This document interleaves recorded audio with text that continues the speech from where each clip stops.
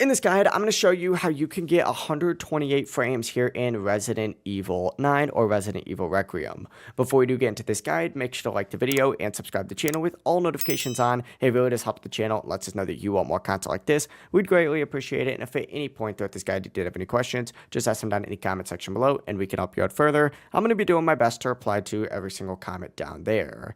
Now, this guide is for the PS5, PS5 Slim, and of course the PS5 Pro as well. But what you're going to want to do is first get loaded into your options, and once you're in your options, go ahead and navigate over to the graphics tab just like so. Once you're in the graphics tab, which is the fourth tab up at the top, you're going to scroll down a little bit and you're going to see all these different graphics settings like brightness, HDR mode, color space, and of course motion blur.